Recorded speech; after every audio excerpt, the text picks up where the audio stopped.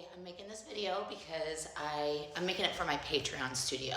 I have a Patreon member who sent me a message and said, can you break down the AgeDEFY curtsy squat, or can you just give me some tips and tricks on how to make it more powerful for her, more beneficial. I believe movement is therapy, movement is medicine, but only when you apply movement knowledge to the movement. Just by doing movement, the movement's not really doing much in the therapy or the medicine part of it. But when you break down each of the movements at AgeDEFY, you start to really feel the therapy in it. So the reason why this member is asking me this is because she wants to feel the therapy, and right now she just doesn't. So I do curtsy squats all the time at AgeDEFY. I guess I need to tell you why the curtsy squat is such a prominent feature in the AgeDEFY practice. As all of you know, I have two fake hips. I found out at age 40 that I needed both my hips replaced.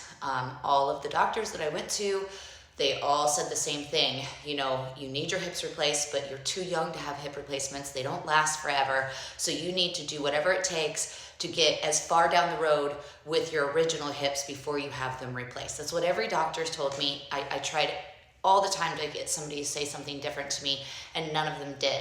And so their reaction to my hips was, get a career change, consider a career change, right? I was a full-time yoga teacher and fitness teacher. I owned multiple yoga and fitness studios all over Denver, Colorado. And they suggested a career change. They said, take it easy, get as far down the road as you can, like I said. But I didn't want to do that. So I had to start, figuring out how to keep my body moving. And I did a lot of things, and it's also how I created AgeDEFY.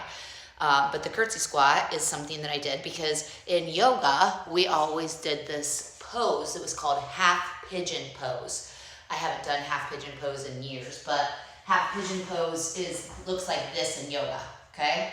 It looks different on different bodies, but it's this position. So basically, half pigeon stretches out this area of the body, right? It was always used in yoga as, kind of the end of the class kind of relief pose, and just to stretch your hips really deep. Well, after I lost my hips, and when I was trying to keep function in my body with my arthritic hips, the hips that need to be replaced, I couldn't do half pigeon. That's why I had to stop yoga, because I couldn't do yoga the way yoga wanted me to do yoga. I needed to take every yoga pose and make it in a way that I could do it with my hips like mine. So that's the curtsy squat. Watch. Half pigeon. Do you see that half pigeon? Half pigeon. It's the same thing. It's the same benefit, but even better, because half pigeon is a passive pose, so all you're doing is stretching. It's it, putting a lot of stress on the joint. Curtsy squat, you have the stretch, you have the core strength, you have the leg strength, the foot health, balance, right? You have rotation. So much good stuff is happening in the curtsy.